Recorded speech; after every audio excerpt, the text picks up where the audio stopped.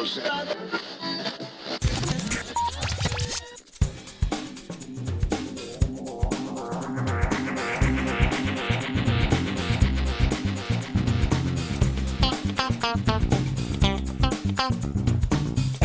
and welcome to episode 431 of Geektown Radio. I'm your host Dave, and with me this week is... To Infinity and Beyond!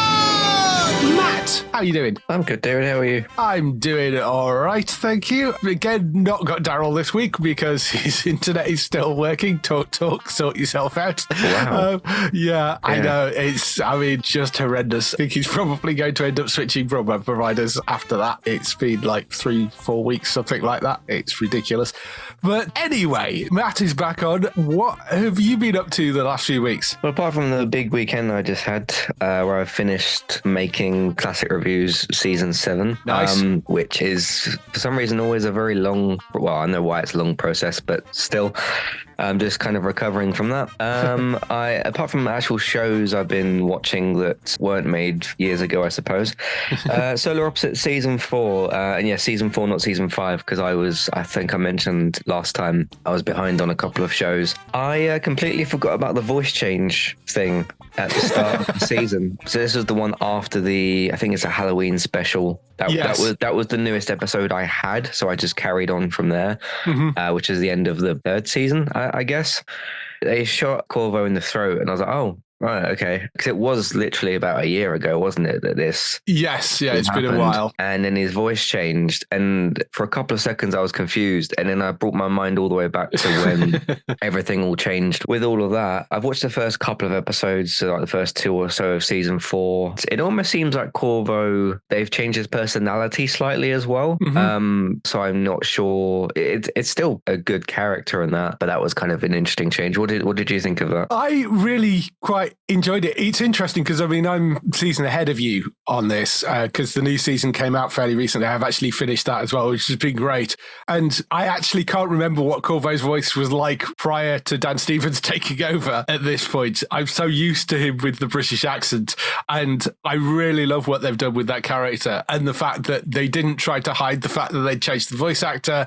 They just sort of ran with it and they integrated it, did something in the story to make it make sense to a certain extent, and explained that he'll even have that voice in flashbacks because Chronoton's just kind of glossed over it. And I really love that they did it that way. Dan is great as the voice, and I love that show. The stuff that they've got, the sort of show within a show thing as well, has been really good, particularly this latest season with the wall stuff and the Silver Cop things coming back as well in the current season. So, and you get some of that in Season 4 as well. Really, really enjoyable. I know it's a bit weird when you first start, but you'll find yourself getting used to it, I think, fairly quickly. Yeah. Like, as I can't even remember what the old Corvo voice sounds like at this point. Yeah. No, I do kind of like this is the way it is. We're just going to deal with it and stick with it now. And then the flashback thing that they mentioned, and then it just, like you said, just swiftly kind of moves on. So still a good show in that. I'll get back to, now that I can get back to watching normal things, I will continue with that at some point as well. The only other thing I really checked out recently is Archer Season 12. There's 14 seasons, so I'm not that far behind. Just good old Archer again, continuing. I think this is the season after he comes out of the coma. I think that was Season 11. But you've still got Archer being Archer. He's got like a walking stick or a cane or whatever you call it. He's got like a few gadgets on that to kind of make up for things a little bit more, because physically he's a little bit more limited in the field, and there's many comments and, funny, spoofy sort of bits of commentary made about that. There's like villains that fight him and talk about that and stuff. You still got Kruger being Kruger with just crazy inventions and ideas and all sorts of weird stuff going on. But just continues to be good old Archer. There's still now and again little comments made about when you were in the coma we did this and that, and that kind of thing. Unfortunately, we did have Jessica Walters pass away. I think it was some point during that season, who plays Mallory, the leader of the group and Archer's mother. They gave her a very, very good send-off, though. Good. in the story in the last episode. I'm not quite sure like when they recorded it, when they fit it in, and it doesn't really matter. Gave her a very kind of nice conclusion. So it's not that I'd forgotten that she'd passed away, but because I hadn't watched it for, seemingly a couple of years now, I sort of had to trace my mind back to that. And they were doing this storyline bit where she does get her exit, and then it said in loving memory of Jessica Waters. So I kind of remembered everything that was going on. So a bit more caught up with those two. Because I finished Archer season 12. And I'm like, okay, I've got lots of other little 20, 30-minute shows to catch up with. Should I do the next season of Archer, or should I switch things a little bit and then catch up with Solar Opposites? So I think that's what I might do. Right. So we'll see. Plus with Archer, once I finish the 14th season, that's the end of it. Other than dipping in some Young Sheldon, I've only seen like the first couple of episodes of that, the final season, which has still been great. That's kind of what I've been doing. How about you? I've been catching up on a few new shows. Do you want to reveal any of the things you've been looking at classic reviews yet, or do you want to hold that until you actually release it? I usually keep all my secrets to myself. Fair enough. There's a few films from the 80s. I mean, for classic films in this day and age, 80s is kind of a gold mine for that, especially 84 and 85. So yeah. Awesome. That's going to be interesting. Of course, I remember a lot of those things from watching them when I was a child. So I'll say particularly with this season and pop culture things you've mentioned on this podcast, there was a lot of things that clicked into place for me. Right. This season, some pop culture references. It was very good. Well, good. Hopefully that'll help with some of my pop culture references moving forward. In terms of new stuff that I've been watching, Bad Monkey, which is one of the new shows on Apple TV. It's developed and exec produced by Bill Lawrence. Bill Lawrence being the person that was behind Scrubs and Spin City and Ted Lasso and Shrinking and a million other things. Big producer. It's got Vince Vaughn in the lead role. It is... this show. Right, I just realized what show you're talking about. Yeah. Seen a trailer recently. Yeah, it's got a great cast, actually. It's like Vince Vaughn is the sort of main lead, but it's got Rob Delaney in there. Jodie Turner-Smith is in there. Zach Braff does pop up at one point as well. There are other names around there. Michelle Monaghan, Alex Moffat, Natalie Martinez. There are various people that you'll recognize in that. But the basic premise of it is Vince Vaughn plays Andrew Yancey, who is a police detective, although when you first meet him, he's on administrative leave for having assaulted his ex-wife's partner. He's basically sitting around at home. He's trying to get back in with the department, and he gets this gig from the department because they need somebody to transport the severed arm, which is washed up on a beach. They need somebody to take it to a specific medical examiner somewhere else in Florida, because it's all based in Florida, because they'd had a series, I think, of murders, and they want them to check to see whether it's connected to that. You've also got this other character that you're following who is based in the Bahamas, and he lives on the beach. He's sort of living his best life. He just kind of goes fishing and stuff. He's in this little shack that was built by his father, and it turns out that the place has been sold from under him, and they're trying to build sort of a big luxury resort there. And it ends up with those two stories, which are seemingly separate stories, clashing together. It's very, very funny. It's got a good amount of drama in it. It's just really well structured. Vince Vaughn is great in that sort of weary kind of police detective role.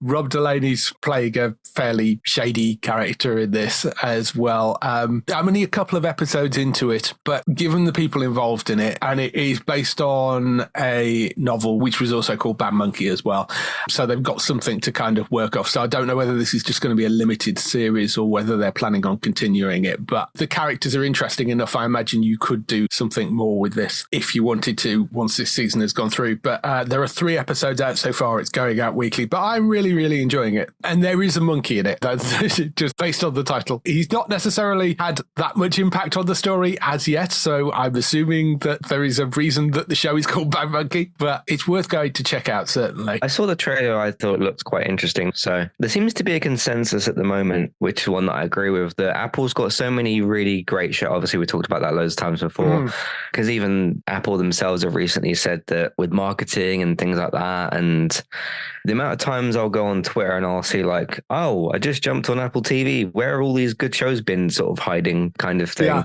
It's nice to hear when someone does catch on to Apple TV and they go, oh my God, there's like some, HBO quality stuff on here. Yeah. Yeah, there is. But I do think that they have the sort of, you think of Apple, you don't really think of seasons of TV. You think of iPhones and that, I guess. Yeah. And granted, they've had Emmy-winning shows and things like that. It's not like some sort of completely hidden thing. So, no, I mean, the industry is certainly recognizing them. I mean, they've been getting awards after awards, or at least nominations for things. They have been going down really, really well. I mean, there's, a number of things are nominated again this year. So the industry is certainly recognizing. It's just their market share is fairly small. But you've got to bear in mind with Apple, because there's been a number of stories about sort of, how long can they go on doing this? It's like, well, it's Apple. It has the money to run this as a loss leader for as long as they want, pretty much. But it's not just something that you can quantify in viewing figures with Apple. You've also got to bear in mind that it is an advertising platform for the Apple ecosystem. So what they are doing is it's kind of an added benefit versus if you buy an Apple TV subscription, or, they're hoping that you will go and use Apple products. You will go and buy an Apple One subscription. So there's a sort of other thing that is attached to that as part of their kind of marketing strategy. So viewing figures aren't the be all and end all necessarily for Apple TV. So although its viewing figures are lower, it's not due to the quality of the stuff. It's just the fact that it's not marketed as much. But there are free subscriptions all over the place for it. And if you find us a free subscription for Apple TV, go and use it and check out some of the shows, because they are brilliant HBO quality, high-end TV shows. And there's some great stuff on there. As we've said many times before, and no, we're not being sponsored by Apple. It's just, it is worth going to check out. That would be a sponsor, wouldn't it? Yes, it would be. So other things that I caught up with, the final season of Vikings Valhalla, which is the Viking series on Netflix, set 100 years after the events of the original Viking show. So it is technically a sequel series, although there is no direct connection or, crossover in terms of characters, because the original ones are all dead. Got to the end of that third season. It's sort of interesting because I was wondering where they were going to end this. I mean, throughout the whole thing, you've basically been following three people, which is Leif Erikson, Freydis, who is his sister, and Harold Sigurdsson, who are the sort of main three leads. And they've sort of done 3 seasons, each one slightly more focused on one character than another. And the final season sort of brings all that together. And it does have some sort of conclusion, particularly to Harold's story. It doesn't conclude Leif and Freydis' story quite as nicely.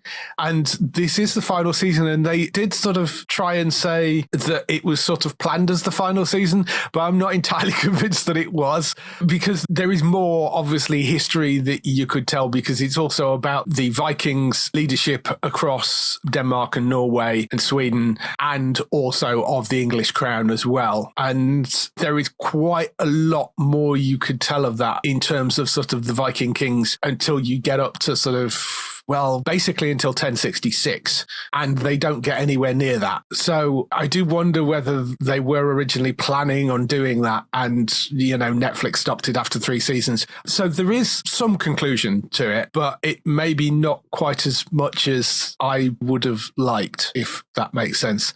I think they rounded it off as best they could in 3 seasons, but I think there is a lot more story you could tell from that. One of the other new shows that popped up this week, Walking Dead Dead City, which is the new to us anyway. It's been out quite a while in the US, but first season of Walking Dead Dead City has dropped onto Sky. You can, I think it's going out weekly, but you can actually just go and get it all off Sky On Demand or Now. I find it fascinating the way that Sky does that. Yeah. Because you can watch all of it without ads whenever you want, or watch it at a scheduled time weekly with adverts. Yes.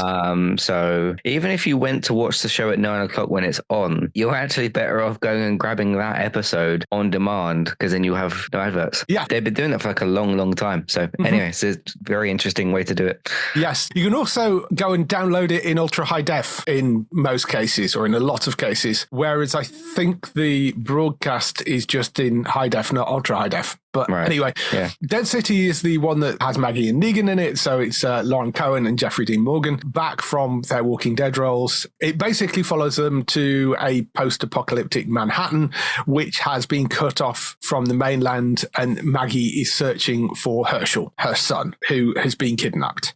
She goes and seeks out Negan to help her out with it. There is a particular reason why she goes and seeks out Negan, because that's an odd pairing and you wouldn't think that would be the person that she would go and ask for help. They both end up in Manhattan. It's a really interesting setup. I think they're the two of the more interesting characters to have on screen, particularly Jeffrey back as Negan. There are a couple of moments where he does go old school Negan in the show as well from the episode. I'm actually 4 episodes in, I think, which shows you compared to the Daryl Dixon series, which took me a few weeks to get through. I've kind of binged my way through this in a couple of days. I'm really far more into this than I was the Daryl Dixon show. I think it's actually a better one. I enjoyed the Ones Who Live. I think out of the 3 of them, this is possibly the one I'm enjoying most. It's a 6-episode series. It is all up on Sky On Demand and now in the UK. There is a second season coming, which is due to premiere in 2025. The chances are that Sky is going to end up simulcasting that, which is what they're doing with the second season of Daryl Dixon. I would say if you're a Walking Dead fan, this one is certainly one to go and check out. We are going to talk about this over on your podcast at some point when when we both finished it. Yeah, I look forward to hearing your thoughts when you get to that. Well, they're an interesting pair, aren't they? One of the things across the 2 shows we've reviewed so far said about kind of they're the most curious pair, even though Daryl technically isn't with a pair because he goes on his own at the moment. Yes. Yeah, given I know what you've just said about like they give a reason in the show, which I don't know what that is yet because I haven't started it, but even from when the show was first announced, it's like, oh, Maggie and Negan, they kind of want to kill each other. Well, specifically Maggie would probably like to kill Negan, so that's kind of an interesting pairing, which could make the actual dynamic more interesting, because Rick and Michonne was a fairly kind of, okay, we know definitely why they are going to, well, particularly why Michonne would go looking for Rick and to catch up with Rick after he left ages ago and all that kind of thing. And then Daryl was kind of, he went to look for Rick, but then ended up somewhere else. And then that just follows that. So this is kind of the more different one. It's interesting with all 3, though, how they are all created because one character is looking for somebody. Yes. Yeah. So, which is a decent plot point, like actual idea. Yeah. I mean, it's interesting. It does expand the world and sort of adds bits, which I don't think, not that I remember there being sort of, there's stuff about sort of New Babylon, and which I don't remember being part of the original show. So this is clearly sort of, years have moved on and things have happened, and they found, so there's all that going on as well, which is kind of interesting. But yeah, worth going to check out. I would say out of the 3 of them, this is the one I've been enjoying the most. I did watch a film this week as well because it came out on home release to buy, which was Inside Out 2. I know you've seen this because you've talked about it before, but yeah, I absolutely adored this. I loved the first one, and I think the second one is well up there as well. You've got Amy Poehler back as Joy, Lewis Black as Anger, Tony Hale as Fear. All those characters are back. They've introduced some new emotions into Riley's head, like anxiety, played by Maya Hawke.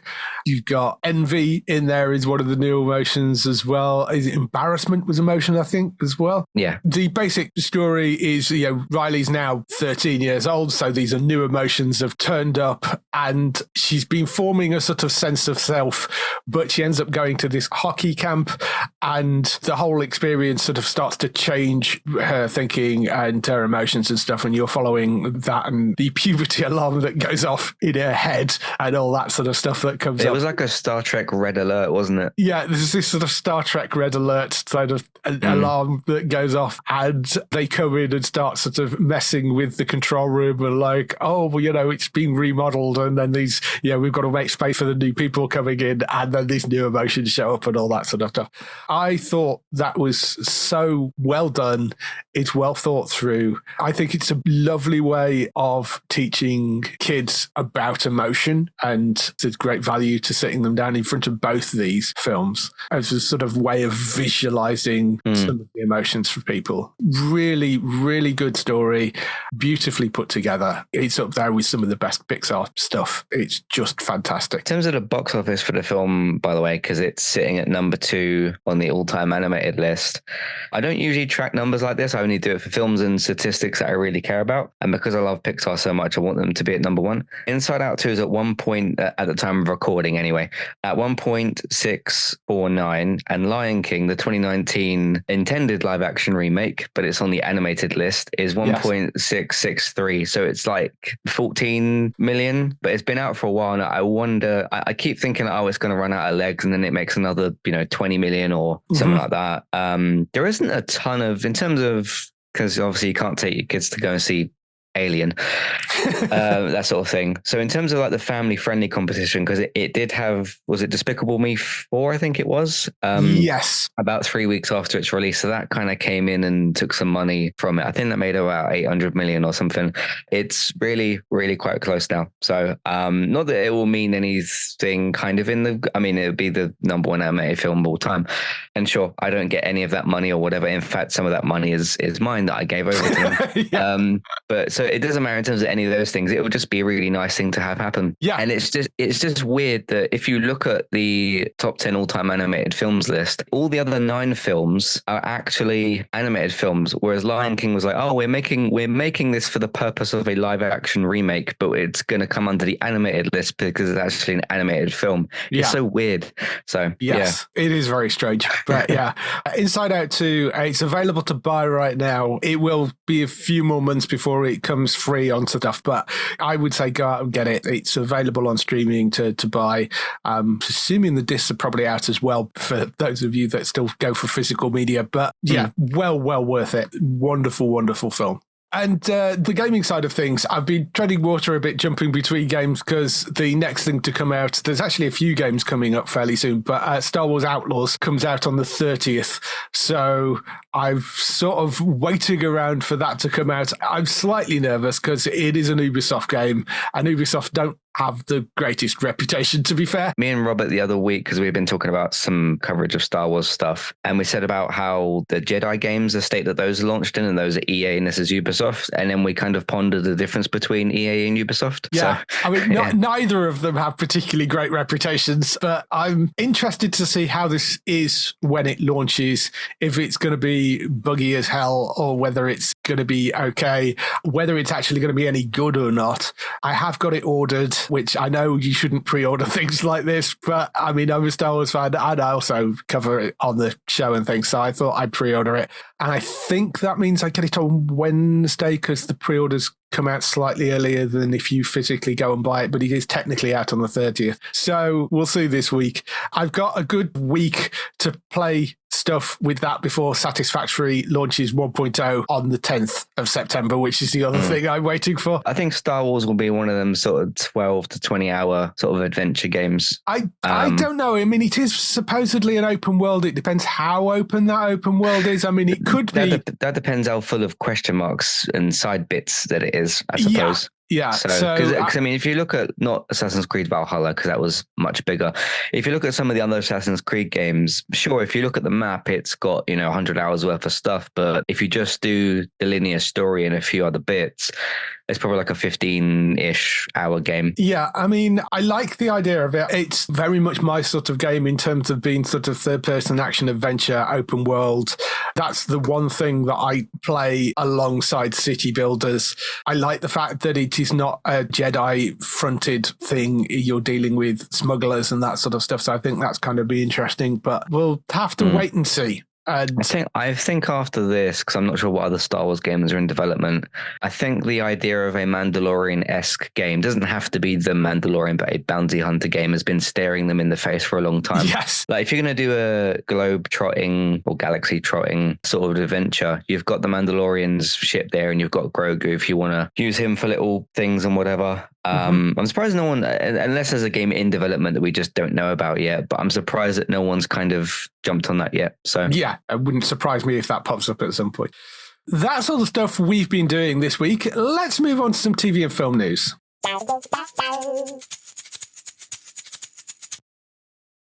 So we kick off the TV and film news with the renewals, cancellations and pickups. Only a couple of cancellations, one of them fairly substantial. You've got Prime Video reportedly has axed the reality series Hot Mess Summer after one season, which was apparently hosted by Rylan and followed 8 party-loving Brits who run a bar in Zante. I had no idea that existed. I'm very glad I didn't know it existed. I'm not really that bothered it's gone. I don't know if this is the same show, but I was watching a particular film on Paramount Plus yesterday and went to search to find the particular film. I only glanced at it for about 3 seconds or so, but there was a reality show on Paramount. It had Rylan on it, but I don't know if it was the same one. But you said this is from Prime, so I'm assuming it's a different show. I know he does more than one thing, so. And he does present quite a lot of it because that's where his background is. So, yeah, presenter. Yeah. Well, presenter and from reality TV. So, you know, I mean, it makes sense. So yes, that's Hot Mess Summer apparently has been axed by Prime. The big cancellation this week, of course, was The Acolyte, which Disney have announced, or reports are announcing, that it isn't going to get a second season. I watched the first season of it, and the general consensus across the board for most people, including myself, is I can't say I'm shocked. I think there was potentially an interesting idea with that, with it being set in the High Republic. The fact that they've decided not to bring it back, I hope doesn't kill them doing more stuff in the High Republic in live action, because they do it. They, you know, there's a lot of that stuff in the comic books, but the comic books handle it much better than the TV show does, unfortunately. Yeah, that was what I kind of heard, that because I never actually started the show. I went to a bunch of times, but I just sort of didn't. From the more positive people that just said, hey, it just wasn't kind of that great, said that the more disappointing part was where this was set and the potential there and how this kind of just didn't fulfill that. I know on the online, whenever you do mention anything Star Wars, there's always a particular reaction, but it's really not that you should be sort of taken back and shocked by people's reactions to things on the internet, because that's a bit, particularly obviously Twitter is sort of the hot spot for that. But there was just, from week one, even like before week one, before this show even started, right from then until all the way until now, there's just been such a visceral reaction to this show. And it just, I know there's been some like sort of excuses made that, oh, it wasn't cancelled because of the sort of toxic nature and that sort of stuff. Obviously, you know, business is business. And I hope it was more cancelled just due to, hey, bad numbers rather than the internet doesn't like it or whatever. It depends what way you look at that. But it's the cost versus what they got back as well, because that cost more than June to make. The movie was one of the comparisons I saw. There was a ridiculous amount of money spent on it, and it doesn't show on screen at all. I don't know why it cost so much. I don't know what the hell they were doing, but it was ridiculously expensive, and I think that is probably the reason that it's not coming back. We seem to have come into a bit of a, particularly with films, I would say as well, the amount of films in recent years I've heard, this cost 200 million, this cost 200 million, this cost 200 million. Like you said, for a few things recently, that just doesn't come across on screen. And rather than the discussion of, oh, where's the box office money gone? No one's going to the cinema. See Inside Out 2 for an opposite example. I think we've got to start, like, because when you look at, let's say, Marvel and Star Wars, for example, there's been a lot of discussion recently about, oh, this Marvel film cost 200 million, and this one cost 200 million, and then not making quite enough money back on a couple of the most recent ones. I think some of these studios have got to look at, okay, why are you continuously spending? Like, where is this money going exactly? Because it doesn't quite always come across on screen, like you said. So I think that's something we've got to, well, not us, we don't make these things. Maybe it's a VFX problem or something, because if you do look at Star Wars and Marvel particularly, they can be quite heavy VFX things. It's reckoned that it costs 180 million to make that series. That's a lot of money. Which is a ridiculous amount. And yes, the second season could cost less because you'd be reusing a number of sets, and there was a certain amount of setup for that maybe, but even so, this is an insane amount of money, and it's not like they can't take some of the stuff that they built for this and maybe repurpose it in some other way. It was an insane amount of money that they spent. How many episodes was it? 8? Yeah, I think it was 8 episodes. Worked out at something like 670,000 per minute. Oh, dear. I mean, it's just, and there's no justification for that. You could have made a much more interesting series for much, much less money, I think. It was an insane amount of money they threw at that. So, yeah. Moving on to the renewals, though, there's been quite a number of these this week because it was, along with the Edinburgh Festival, which came to an end, they do a TV festival where a lot of the industry types go and sort of announce some new bits and pieces and renewals and stuff.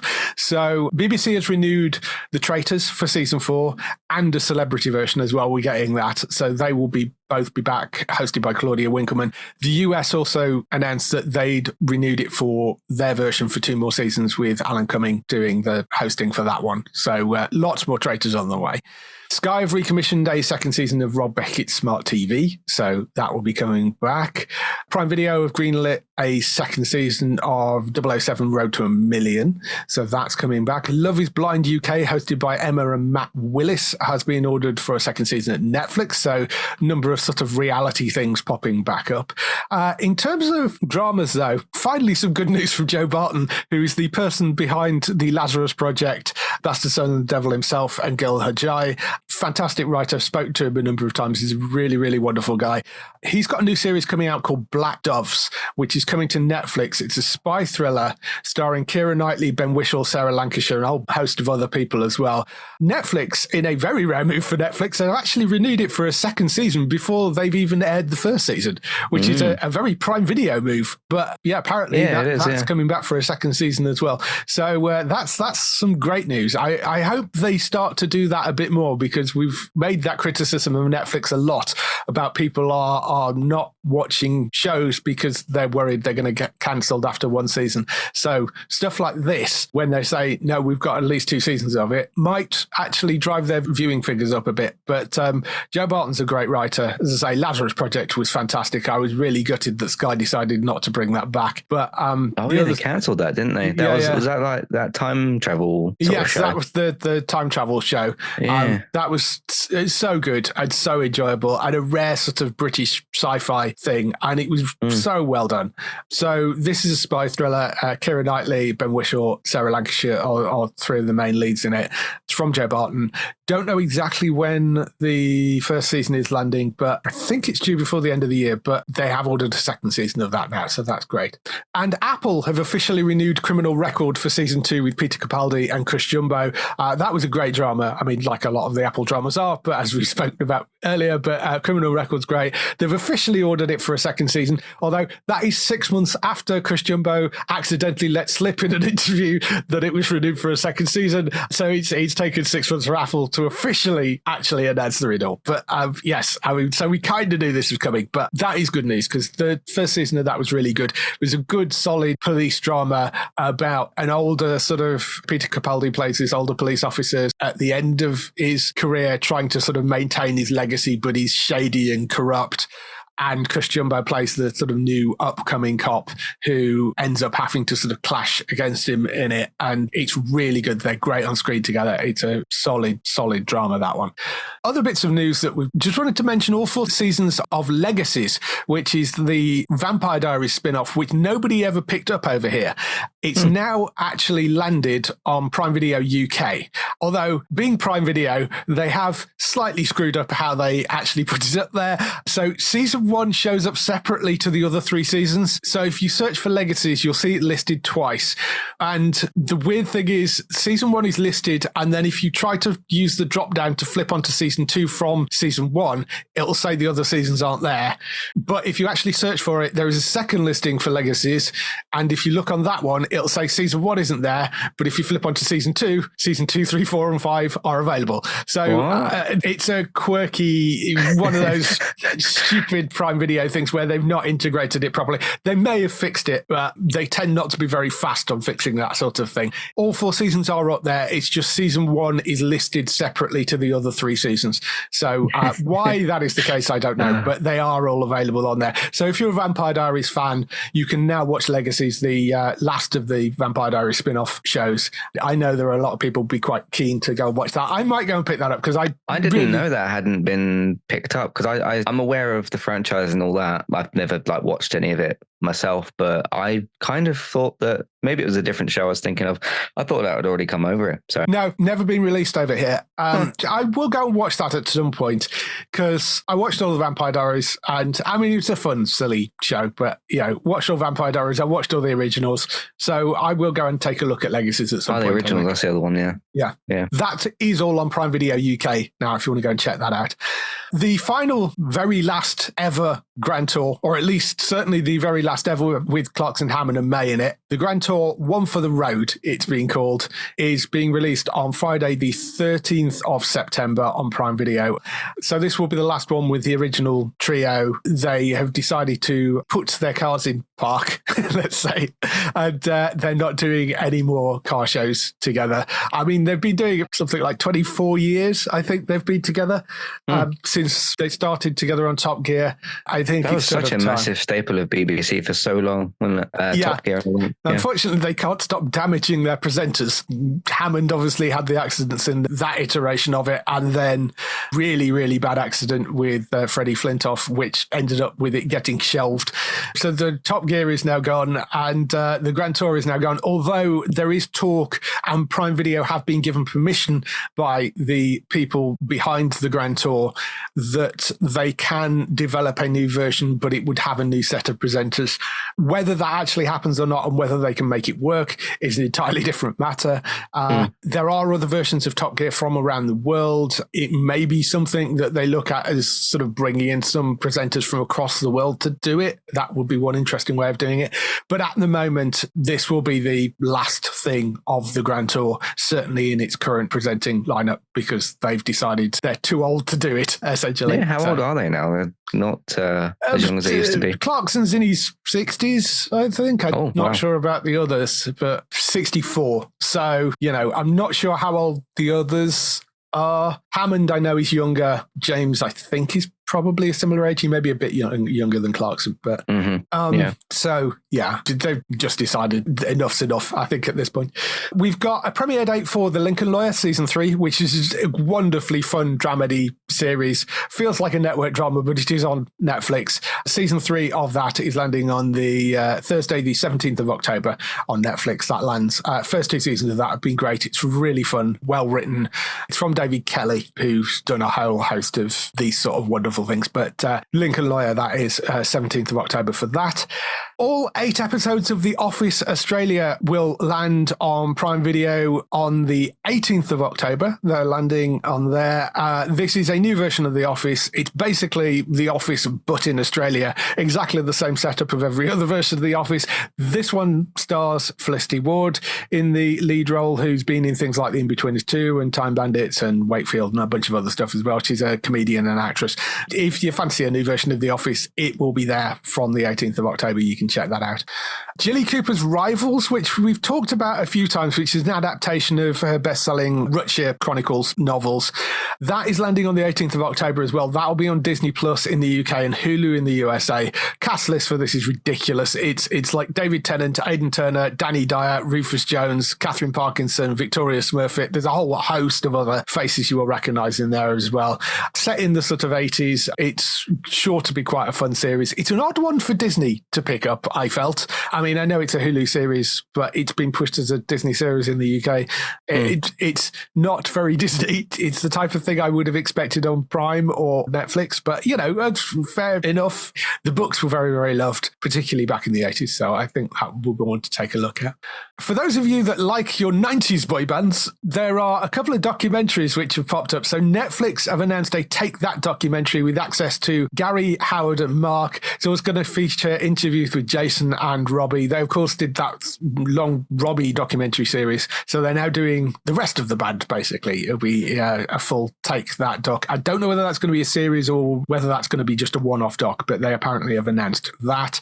Meanwhile, over on Sky, they've got a 3-part documentary on Boyzone. So that's going to have exclusive access to Ronan, Keith, Shane and Michael. So you'll be able to go and watch that over on Sky when that comes out. I haven't got dates for either of those yet, but if you like your 90s boy bands, you'll be able to go and watch those. A couple of other little things about shows that are possibly returning. Scrubs, which you watch Scrubs. No, I think I've seen the odd episode here and there, but not watched it, back to Well, front. well worth going back to watch that because it is a very, very funny show.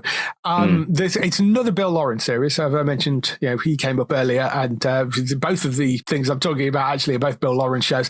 There was an interview that they did recently with Zach Braff, who was one of the leads in it, and they've talked about a possible revival series for it. So apparently Scrubs is a Disney show, and Bill Lawrence has a deal with Warner Brothers. So if those two companies can figure it out, I think people will get what they want, was what he quoted. I think it's going to happen. I loved the original show. It ran for, I think, 8 seasons, and then they did a kind of 9th season, which was sort of a soft reboot, which replaced most of the cast because Zach had left and many of the others had left, and it really didn't work, and they ended up cancelling it after the 9th season. But so the 8 seasons is really the original show. It would be nice to see them do something again together. What's really sweet is they're all really close. They're all really, really good friends. So Zach Braff, Donald Faison, who played 2 of the main leads, and Sarah Chalk as well. Zach was saying, I mean, he does a podcast with Donald. He apparently recently went on vacation with Sarah, and he still hangs out with Bill, and they go to the beach and stuff. Bill Lawrence, the guy that made the show. So they're all really, really close. There is a very good chance that there may be something in there. I'd be quite happy to see that back. And that's one that you should, I mean, I don't know whether it quite qualifies as classic reviews because I think it was 90s rather than 80s, but I think given it's a show 90s is sort of the latest that I go. Yeah. And that's something, if you've got something like The Wire and Toy Story, for example. So Toy Story goes into the 2010s because you got, I guess you could consider the third one a kind of classic, not really the fourth one yet. The first 2, obviously, you could, and you've got The Wire, which kind of bleeds into that era as well. But most things that I've covered have been 80s and 90s. There's been a couple of 70s things. So, right. Yeah. No, it was actually 2000 Scrubs, was it? It was 2001 to 2008. So 2000 was that 20 years ago? 24 years ago. So I mean, he's 23 years old, that show. God. Yeah, I mean, 23 years is far enough to be a kind of classic show. But yeah, it is worth going back and watching, definitely. I would go and check that out. I'm not sure where it's airing over here, but yeah, I mean, I'm sure you can find it somewhere. Disney. It's probably, well, I mean, he mentions it being a Disney show, so presumably it's all on Disney Plus. That's where I've gone past it on there before, yeah, maybe. I'm sure, yes. Quite possibly. Sticking with Bill Lawrence, though, there was news that Ted Lasso, which is one of his most recent shows, could be heading for a 4th season because apparently Warner Brothers Television has picked up the contract options for Hannah Waddingham, Brett Goldstein, and Jeffrey Swift. They haven't picked up the option on Phil Dunster, who played Jamie Tart, mainly because he's on a couple of other shows and any potential show moving forward would conflict, I think. He wouldn't be full-time if they do make a full season. He's doing the Devil's Hour on Prime Video and Apple Surface, apparently. They were all employed under Equity, which is the UK Actors Union, so they still had options left on their contracts to pick up for another season. The slight problem is that the people that were in the America's Actors Union, SAG, or SAG-AFTRA, their options had expired, so they've got to go back and renegotiate contracts if they want those people back. So that's people like Ted Lasso himself, Jason Sudeikis. So they've managed to get a lot of the British cast back under contract. They're just going to have to go and try and talk to the Americans. But there seems to be a will to bring it back for a 4th season, and it looks like they're starting to line things up for it. So there may be another season incoming of Ted Lasso, even though it seemed like they were probably going to be the last one with the last season. I think this could be a mistake. Not the information, just to be clear, but the idea of a season 4, because unless you do something that no one else has really thought of, you're going to have to undo the ending of season 3, particularly with Ted himself. It is a quite new show still, so I don't want to get into spoilers, but how the show ends and all that. Even from, I remember when the 3rd season was starting and it was like, right, this is the final season. We planned for 3. Some of that was because of Jason's schedule and that kind of stuff. And then they were clearly heading towards the end of a story arc. They kind of finished Ted's story and everybody else's story. There was room for what could be like a Richmond spin-off, but I won't go too far into that. Again, I've got to tiptoe around spoilers a little bit. But yeah, you'd have to undo the ending of season 3, which I think would be really annoying. And it feels like, because I've seen a lot of different bits of cast interviews, and this kind of feels like, okay, we want to bring it back. We all want to bring it back for season 4. because we really like it and we really enjoyed making it. That's where you kind of get into a bit of a problem sometimes with TV, where it's kind of, you got told a really good story, you really liked it a lot and you really want more of it. But sometimes for plot reasons, particularly here, you don't need it. It's okay to miss a show being on the air, like a show that one of your favorite shows. But I don't think sometimes audience members, or in this case, some of the cast, have kind of got this as well, where it's sort of everyone really liked it, everyone really enjoyed making it, therefore we want to just keep doing it because we like it, which I get. The cast really enjoyed, making it and that sort of thing. But unless you undo the ending of season 3, I don't know where you can really go with it. I mean, it is possible that what they are thinking of is a spin-off, and the reports of this have got the wrong end of the stick, and it won't be a season 4, it will be a Ted Lasso something else. That may be the case. The other thing that was thrown around as an idea is if you continued it, which you would essentially have to do without Jason, which would mean you didn't have Ted, and you could do a Richmond spin-off, you then, even though the other characters are really great and all that sort of thing, the fundamental main part of it is the whole weird idea of, why have you hired this American football coach to come over to manage an English football team? And it was this kind of like, he didn't understand how different halves of football worked. It was this great sort of idea. If you take Ted out of the show and you do, let's say, a Richmond spin-off, that's an idea that could work. But you would be missing a very big core part of it. And I don't know if you could kind of have like Ted sort of, not off screen, but over video calls and long distance scenes. And I don't know. I just think it's better to kind of just, you ended it really nicely in that spot with season 3. And I think you should leave it alone, but it doesn't sound like, because it sounds like for months they've been trying to get this to come together. So we'll see. But I don't quite see how it would work. So well, speaking of shows that ended perfectly, we've got a new team up and got a little bit more information about a show called A Man on the Inside, which is based on an Oscar-nominated documentary called The Mole Agent, which was, it sounds weird that you've got a comedy from that, but it reteams Mike Schur and Ted Danson, who were previously together in The Good Place, and it's a new show. It sounds like a wonderful premise. It follows a retired man called Charles, played by Ted Danson, who gets a new lease on life when he answers an ad placed by a private investigator and becomes a mole in a secret investigation of the Pacific View retirement residence in San Francisco. Posing as a new resident, he goes deep undercover at a senior living community, building a heartwarming friendship and strong bonds with his daughter along the way. We've spoken a bit about them doing this before. I love Mike Shaw. I love Ted Danson. I'm all in for watching this. It comes out in November in Netflix. They posted a few images of it, which is why we're bringing it up again, but it's called A Man on the Inside. It is based on a real life story as well. There is a documentary, as I said, called The Mole Agent, where somebody actually did this. They actually hired an old person to go into a retirement community where there was abuse of the elders, and they hired an old guy to basically go in and be a mole for them. I think this is a really interesting idea and fun idea for a company, and I know you love The Good Place too. So it's from these guys again, so got a fantastic track record. So I didn't know anything really about this show, so it's interesting to actually hear about it. But I have no reason to think it won't be good. Yeah, they're great, those two. Mike's got a wonderful track record. And November's quite soon, so... Yeah. Coming up nice. Later on this year, so November. Haven't given an exact date yet, but they've said November for it. For the gamers amongst you, there is an interesting TV show which popped up on Prime Video coming in December, actually, this will land, but it's called Secret Level. And do you remember the Netflix series Love, Death and Robots? Which was I watched the first couple of episodes of it or so. Some time ago. Animated anthology thing. And it was one of those things that you watched and going, this would be kind of interesting if they did base it on something rather than random animations.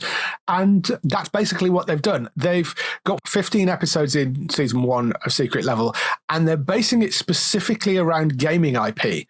There are animated stories within the worlds of Armored Core, Concord, Ceasefire, Dungeons and Dragons, Exodus, Honor of Kings, Mega Man, New World, Antonium, Pac-Man, SIFU, Splunky, The Outer Worlds. I'm really looking forward to that one because that's a wonderfully weird universe. Unreal Tournament, Warhammer 40,000, various PlayStation titles as well. Coming on Tuesday, the 10th of December on Prime Video. It's called Secret Level. I'm really quite interested in this because I thought Love, Death and Robots was great. Yeah, this could be quite good if you take kind of the idea that they did, but base it around things that are more well-known and stuff. That game's called Sifu, by the way. That's a fighting game that came out a couple of years ago. Sifu, yes. Yeah. It was very, very good. They also listened to the community, which was nice because the game was like slightly too difficult, and then they added difficulty levels in, and then a lot of people went back and finished it, myself included. So good stuff over there. And they've done like, I haven't checked them all out, but they've done like loads of updates to it as well. So cool. It's very curious that, granted, this was probably done before Concord came out, but it's very curious that Concord is in here, because both from a player standpoint and from a critical consensus, that game is, let's say, not doing very well right now. But if you take it away from the game itself, like the actual gameplay of it, and you do something hopefully more interesting with the actual characters, that could arguably work better than maybe the game itself. It's like a hero shooter sort of Overwatch thing that just came out on PlayStation. Right, okay. It'd be curious to see what IP they can get, because obviously that stuff costs money. Yeah, equally though, it's sort of free advertising for the game. True, as well. True. So I do wonder what sort of deals that were struck behind the scenes for this. But I'm particularly interested in Dungeons and Dragons one and the Outer Worlds one. Pac-Man will be an interesting one to do as well. And I mean, you know, Warhammer 40k, I don't know what PlayStation things they're going to put in outside of that. But I mean, those are some of the titles that they've said are going to be covered. If you like to love Death and Robots on Netflix, this is going to be on Prime Video. It's called Secret Level, Tuesday, the 10th of December. That is dropping on there. So keep an eye out for that. Another new show on Prime Video as well. This looks quite interesting because of the cast and the people involved. It's called The Assassin. The stars are Keely Hawes and Freddie Highmore, and it's from Harry and Jack Williams, who are the duo behind some big UK hit shows like The Missing, Baptiste, Boat Story, and The Tourist. Starts on a secluded, remote Greek island where retired assassin Julie, played by Keely Hawes, has a somewhat thorny reunion with her estranged son Edward, played by Freddie Highmore, visiting from England. Armed with questions around new information on his paternity, Edward battles to find the right time to speak to his frustratingly distant mother. But when the moment finally presents itself, things take a deadly turn as Julie's dangerous past catches up with her, and they are forced to flee the island and go on the run together. Edward's quest for truth clashes with Julie's secrecy, while they are forced to work together to fight for survival, testing their dysfunctional relationship to its limits. Amid uncovering dark conspiracies they believe to be their only threat, a great danger emerges that will destroy their relationship entirely. In a race against time, Julie fights to save Edward and salvage the relationship as past and present collide in a showdown across the globe. So Keely Hawes, of course, you know, from things like Bodyguard and, I mean, you know, a million other series. Freddie Highmore, of course, has been doing things like Bates Motel and just come off The Good Doctor. It's got Gina Gershon in it from Riverdale and New Amsterdam. Shalom Brune Franklin from The Tourist and Baby Reindeer. The wonderful Jack Davenport, who was, of course, in Pirates of the Caribbean and Coupling and The Morning Show. The great Alan Dale from Neighbours and Lost, and one of those faces that pops up in things that you go, I know that guy. And Richard Dormer, who was in things like Fortitude and Blue Lights and Game of Thrones, are just some of the cast that are joining them. So the cast list is fantastic. Got some great writers behind it. Two great lead actors. I think this could be really quite interesting. It's not got a date for it yet, but it's not going to land until at least next year, that one. Yeah, sounds like it's got some good things behind it, particularly the cast list here, like you said. So we'll see how it works out. Yeah, certainly one to look out for, but it's called The Assassin, and it's going to be on Prime Video. And the last little bit of news we've got is about the follow-up series to WandaVision, where the news dropped this week that it looks like there's going to be an old face popping up in that as well. We knew back in March that they were talking about doing a follow-up to WandaVision. We should stress this hasn't been officially announced by Disney yet, but there is a follow-up series in development which is being informally referred to as Vision Quest because it follows Vision, or White Vision, if you're spoilers for the end of WandaVision. But I mean, if you've not seen it by now, what are you doing? When did that come out 3 years ago? Yeah. So it follows White Vision, and it's really about him sort of looking for a new purpose in life after all the events of WandaVision. The news that dropped this week is that it looks like James Spader is going to be back as Ultron in this series as well, which sort of makes sense given the history, because Ultron originally created Vision during the events of Age of Ultron. However, of course, Vision decided to side with the Avengers rather than siding with Ultron. I need to rewatch that film. Yeah, Ultron was killed off apparently by the end of that film, although he is an AI and there's various excuses you can give for him, like maybe having secluded part of himself away in something, or, I mean, it's fairly easy to get around that when the character is code, essentially. Yeah, it's much easier to bring back a robot than it is to bring back a human. So yes, exactly. Vision himself, of course, seemingly killed off in Infinity War, but then returned as part of the WandaVision series, but as a slightly different version by the end of that, and was a sort of white version of Vision, blank slate, because he didn't have the memories of the previous Vision, or not all of the memories anyway. This will be a thing that sort of explores that. It's kind of been pitched sort of part of a trilogy. So you've got WandaVision, you've got Agatha All Along, which is coming later this year, and then this will be the sort of third part of that story.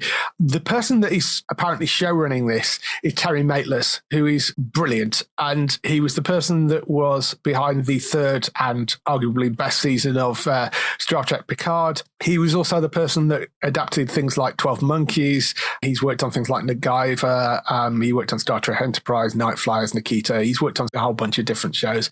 The plan is apparently to start filming this in early 2025, but as of yet, it still hasn't been officially announced by Disney. So make of that what you will. But the news was that James Spader will be back as Ultron in this, which makes perfect sense, I think.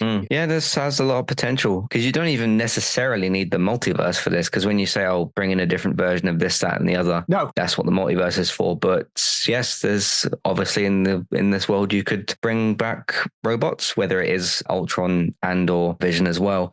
Age of Ultron was a long time ago, and I can't quite remember all of it, but James Spader was absolutely fantastic as Ultron. I remember that film having like a weird reception, but I remember really, really enjoying it a lot. The whole thing was like strings and everything like that. I thought that was quite a good bit. And now that I've gone through and played Lies of P as well, which is all about kind of strings and freedom and humanity and stuff, I quite like all those different themes. So this could be really good, and it'll be good to get back to Vision as well. That is one of the things with the MCU, as much as it's brilliant and all that, it can take a bit of time, literally years in some situations, to get back to certain characters, because we've got so many characters. Yeah, I mean, I'd be very happy to see that. I thought he did a great job as the voice of Ultron in the original. He's got some free time on his hands because he's no longer on the blacklist, which he was great on that show. Unfortunately, the writers kind of gave up on the final season. Some people would argue slightly before the final season, but the ending of that was one of the worst endings of TV shows I've ever seen. I remember you saying that, yeah. Didn't they do like an animated thing with it? They did that, but that wasn't their fault. That was the pandemic. No, the finale of that is bitterly, bitterly disappointing and doesn't really resolve anything particularly well, and some really stupid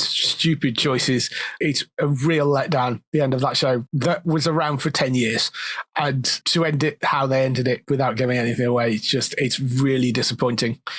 This is such a shame, because there were so many more interesting things you could have done with that, and they didn't. It's up there with the finale of Dexter. In fact, I would say it's worse than the original finale of Dexter. But anyway, yes, nice to have him back as Ultron, as the voice of Ultron. So that's all the news we've got for this week. Just some highlights for next week on TV coming up next.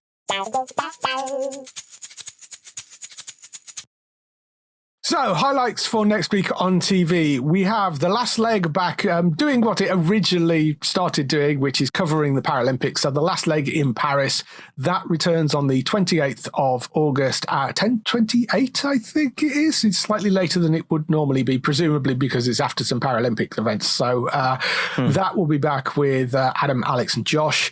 It's a great show, that, and they're wonderful covering that stuff.